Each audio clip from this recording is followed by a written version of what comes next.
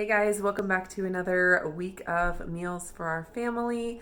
It is Tuesday and I'm getting going on some pretty simple dinner tonight, using up a little bit of leftovers. I actually did cook a meal yesterday that I didn't get on film. I just roasted a chicken in the oven, and I use the oven, so I mean, who wants to see that anyway? And I cooked some rice in my Instant Pot. See, I didn't get through a whole meal without using my Instant Pot, so there you go. But I have a bunch of rice left over, and I am going to cook up some kidney beans in my Instant Pot right now. I'm about to get that going, and then when it's closer to time for dinner, I'm going to stir fry up the beans with some ground beef and with the leftover rice, and it'll be like a rice, beans, and ground beef dinner. I've done a video on that quite some time ago, so I'll link that up in the cards if you're interested. It's a really frugal meal and everybody really loves it. It's super filling. You can probably hear in my voice that I'm getting over a cold, which is why there have been so few videos this past week. I did manage to get one or two, but I have been under the weather, but I feel like I'm coming out of it now. I just am still a little congested. Yesterday I could hardly talk, so this is an improvement, so we'll take it. I have a little over a pound of kidney beans here, so I'm going to add probably about 2 quarts of water to my Instant Pot with these, along with some salt. I'm going to wash them first, of course. I figured I'd go ahead and take advantage of the lines here on the inside of my Duo Evo Plus, and so I'll fill it up to 2 quarts. Yeah, that's 2 quarts right there. And then add in the beans, add in probably a teaspoon of salt or so. And then for cook time on beans and stuff, I always still use my original Instant Pot cookbook. It came with my Instant Pots, you know, my very first Instant Pot and then several after that, but then they have stopped including this. I think they're just moving more towards the app. But I find this table of cook times to be really helpful and really accurate for the different kinds of beans. So, and there's a lot of stuff on here, so I can usually find what I'm looking for.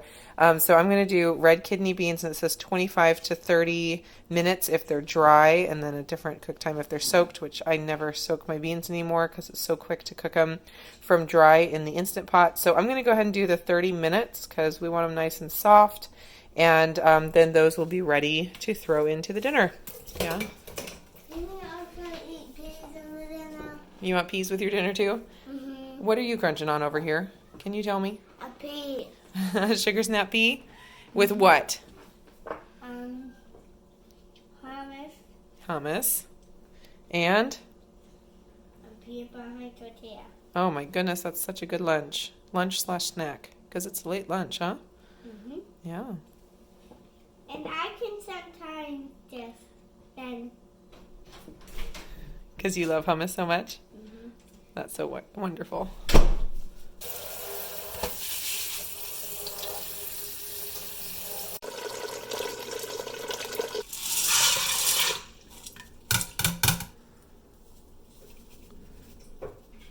A little bit of salt.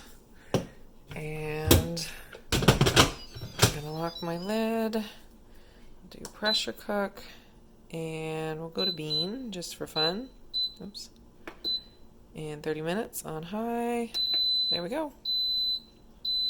Now before I forget, I'm going to go get my ground beef out of the freezer and get it defrosting in some cool water in the sink. And then it'll be easy to throw together dinner in probably an hour or two.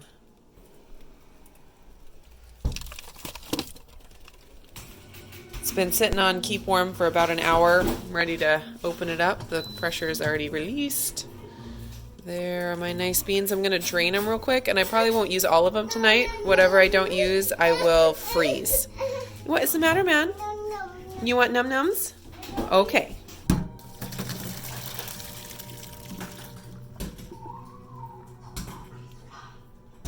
Here's the leftover rice I'm going to use. I got 2 pounds of ground beef here. I'm going to turn on saute mode and get that all browned up, and then I'll add in my rice and add in the beans, stir fry that up. The spices I'm going to use are mostly just chili powder and salt, maybe some garlic powder and onion powder. Just kind of throw it together, whatever sounds good.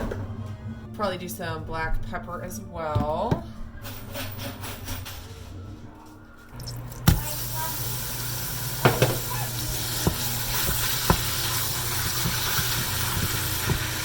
I wanted to show you real quick this new utensil I got. It's just like a little paddle. I think it was called a flipper when I bought it, but it's the All Recipes brand, and it's perfect for sauteing ground beef because you can kind of cut the ground beef into smaller pieces. It's also really great for scraping the bottom of the Instant Pot for like if you want to like pull off any stuck on bits so you don't get like a burn notification after sauteing.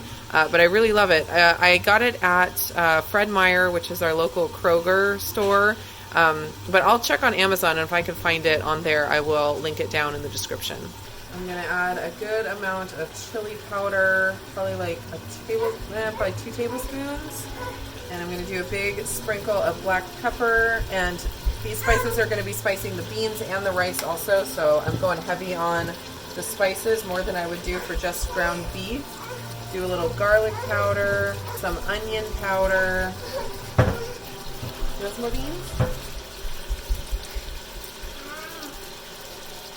I'm going to do a lot of salt, probably a teaspoon and a half would be my guess.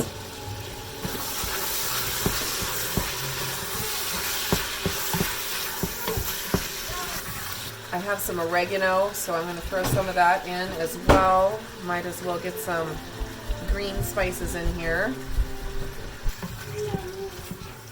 You need more beans? I'm making you a good dinner that's going to have the beans. Here you go.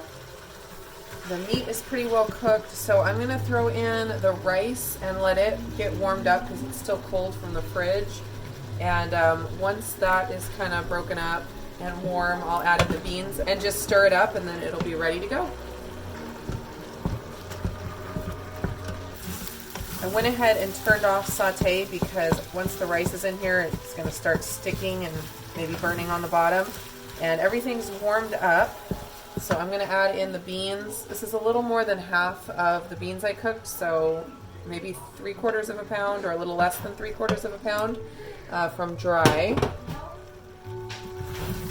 And just going to mix it up real quick, and this dinner is ready. I wanted to mention that I like to serve this and have like sour cream and avocado on top. It's really, really good. Do you want a bean? No, we don't have any bananas. We're out of bananas. I'm so sorry. So everyone will eat this for dinner tonight, and then any leftovers that I have, what I like to do is put them into tortillas and make burritos and maybe add some cheese if I happen to have some shredded cheese. And then the kids and my husband will eat those for lunches for the next day or two.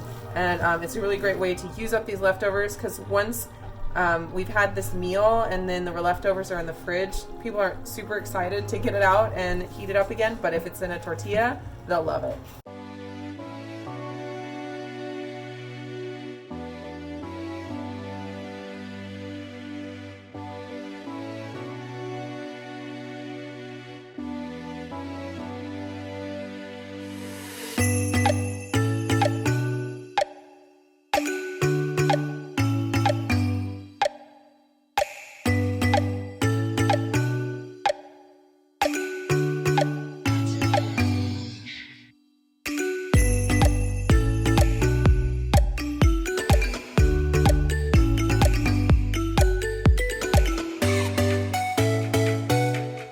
So it's Tuesday now, and this cold is still getting me down. Got the sinus headache going on today, but I'm hoping that I'm getting towards the tail end of it.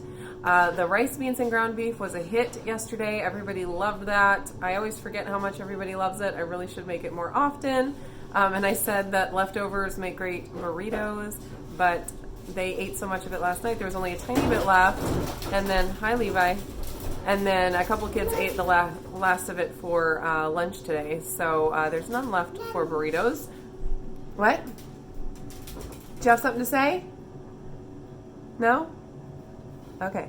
So today for dinner, I'm going to do something simple. I told you I had all those kielbasa sausages in the freezer that I needed to use up. I did a case of them from Savory Butcher quite a while back, and we ate through quite a few of them, and then you kind of get tired of them. You want to say hi? Okay, say hi. Hi. And the last package of them have been in the freezer for a while, Everyone wants to say hi today, apparently. And so I pulled those out, and what I thought would be the easiest and the way the kids would enjoy them the most is to put them in tortilla wraps. I do this with hot dogs a lot, and everybody loves them. I slice the sausage in half, and I slice the tortillas also in half. And so take a half of a sausage and wrap it in half of a tortilla, and it just makes a tortilla wrap. And or sausage wrap, whatever. And then grill it. I either grill it or do it in the air fryer, or you can even pan fry it in a little bit of butter or something. But I figured I would go ahead and do it in the air fryer. You just have to be careful to have it secured enough that it doesn't unroll while it's air frying. But when you fill the air fryer enough, usually that keeps things in place. Here are the sausages. There's lots of them, so we'll see. I'll probably cook some of these tonight and put the rest in the fridge all wrapped up in the tortillas, and then they can be pulled out in the next week or so whenever someone needs a meal. If I don't feel like I'm going to get through them all before they go bad, I will throw the wrapped sausages into the freezer, and they'll be easy to pull out at another time. I have 2 and a partial packs of tortillas, so I figured I'd use up all of my tortillas and see how many of the sausages I get through. I just get a big pile of tortillas and slice them in half. And that makes it's just too much to have one whole tortilla and one really thick sausage, so this seems to work out the best.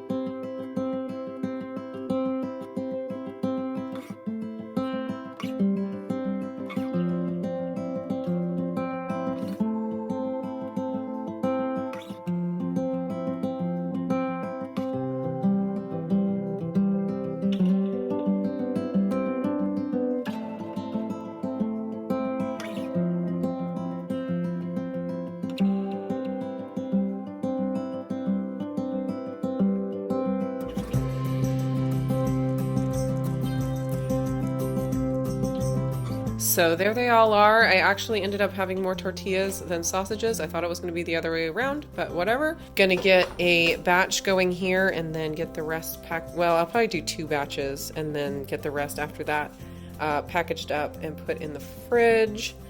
But you just want to make sure that they don't unroll when you're cooking them.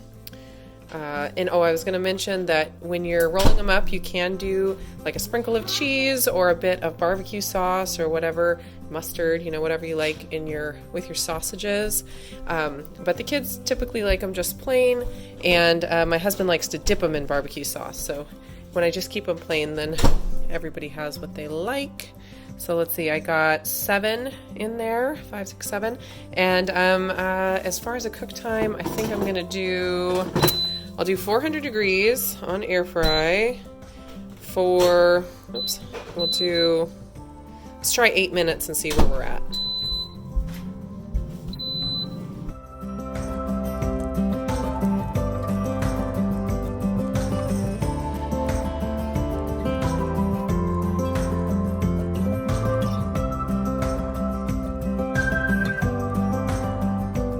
I have a buddy in the kitchen today, and he decided he really wanted to color. So we got a big piece of paper, and he's just going to color a little bit while Mommy cooks. Nice job! That looks so great! The 8 minutes finished, and I forgot to check on them. Look pretty good. I might do like 6 minutes on the next batch. I'm remembering to turn this batch, which I think will help them brown a lot more evenly. Those are already looking pretty good. I think 6 minutes at 400 is a good cook time.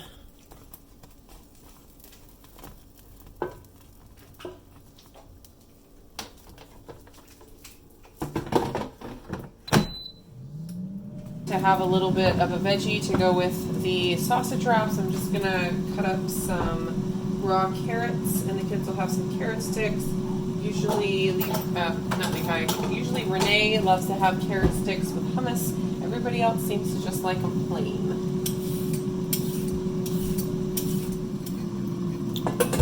While I was cutting these, I've already had 2 children come and take a handful, so these will definitely not last long.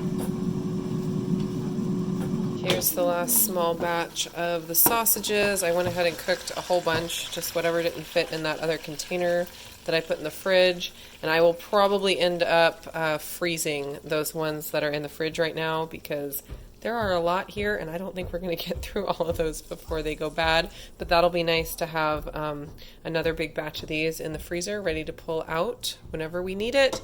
So that is our very simple dinner on a day that I'm not feeling well and have a headache. And I actually got 2 dinners made if we count the huge batch of sausage wraps that are in the fridge. Today is Saturday and I finally feel like I'm at the tail end of this cold. It was not fun, but it always feels so good when you get better from being sick. You realize how good being healthy feels. So that's what I'm feeling right now, which is great. I got my hair cut this morning. I took Charity and Renee, and we all 3 got our haircuts this morning. Renee just got a tiny trim because she loves her long hair so very much, and she didn't want to get a haircut at all because she wanted her hair as long as possible. But I convinced her that she needed to get a little bit of a trim, but she was so sad the whole haircut because she didn't want her haircut.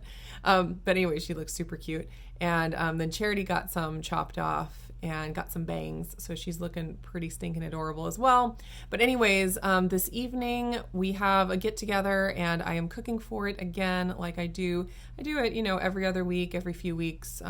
It's not a regular schedule, but it turns out to be every maybe 2 to 3 weeks I will cook a dinner for a little group get together that my husband and I go to. And tonight I am planning on making nachos. I'm going to do my nacho cheese sauce recipe that I have shared before. I'll put a link to that up in the cards for you guys to find. I'm going to be making that, but I am also going to be adding in ground beef, so it'll be kind of an all-in-one cheese sauce, like a cheesy beef nacho sauce. And because the meal is going to be super simple, I don't want to have lots of different elements, and so I'm going to try to keep everything together in like the cheese and the beef together, and then have chips. And then I also got some lettuce for just making like a taco salad if anybody wants to do that. So that's the plan for dinner tonight. I did have the quinoa chicken lentil stew on the meal plan for the week, but I think I'm not going to get to that. I'll probably just push it off till next week. I really do want to get that one made because I have lentils and I have quinoa that just need to be used up, and they've just been sitting in my pantry, and I still have lots of chicken in my freezer. So hopefully that'll be on next week's meal plan. But I am about to head to the kitchen and get going on the cheesy beef nachos. Let's call it that, cheesy beef nachos. One more thing I wanted to mention is that if you saw my last video, you know that my Duo Evo Plus Instant Pot died. In the beginning of this video, you saw me use it several times and it was working great. And then it just completely died when I tried to make broth, because I was making broth for the quinoa lentil chicken stew that I wanted to make. I was just going to go ahead and get the broth ready. But yeah, sad to say, the Instant Pot died. And of course I have lots of Instant Pots, so I was able to get the broth finished. So I do have that done. But sadly, I have to say goodbye to my favorite Instant Pot. It had become my favorite Instant Pot mainly because of the handles on it, on the inner pot. And I sent in a ticket to Instant Pot to try to get them to replace it or see what they say. But I have not heard back yet. It's been like 2 days, I think. Yeah, 2 days. So still waiting on that. If I don't hear back in the next few days, I'll probably call the customer service line. I always try to go through email first if I can, but I will call if necessary. So I am taking the shortcut version of my nacho cheese sauce and just using salsa. In my original recipe, I had diced tomatoes, diced onions, and canned green chilies. But instead of that, I'm just going to do this whole container of salsa, and that'll be plenty. I am doing a double batch of the nacho cheese sauce, so this whole container will be good for double batch. And then since I'm adding the beef, I'm just gonna saute up the beef real quick, add the spices, add in the 3 cups of broth, and then I'm gonna just put the salsa on top. I'm not gonna stir it in.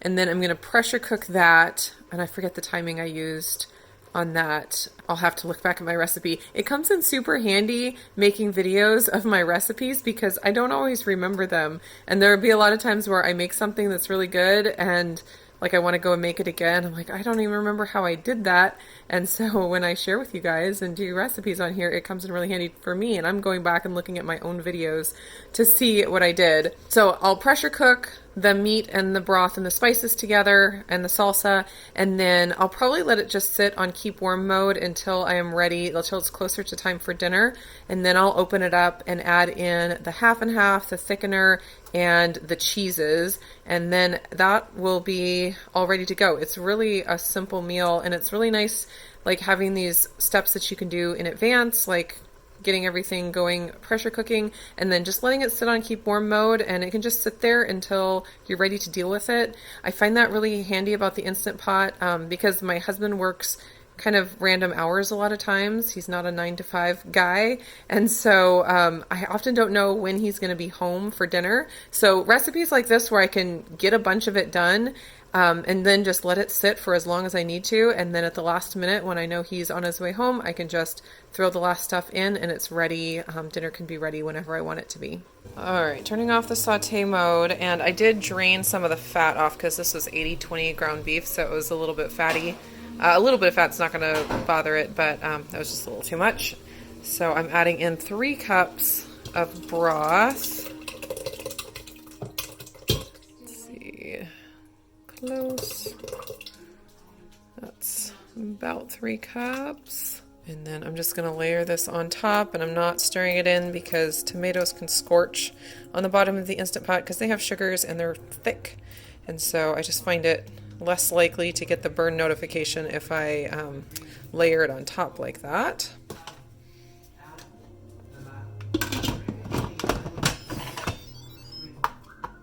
I went back and looked, and cook time was 4 minutes. And it will just sit on keep warm mode until I'm ready for it. It's been a little over an hour, so the pressure is definitely released. Ooh. My condensation collector does not stay on this pot. It just likes to fly off, like, it just doesn't stay on easily. Whatever. So there's that. I'm going to go ahead and add in my cream cheese and cheddar cheese and get those melted. And then this is the half and half with the arrowroot starch, and I'll throw that in just a minute. This cream cheese acts like it's not going to melt and mix in all the way, but it will eventually. It just takes a little bit of time. I'm also going to turn on saute because it'll need to come up to a simmer after I add in all that cold half and half.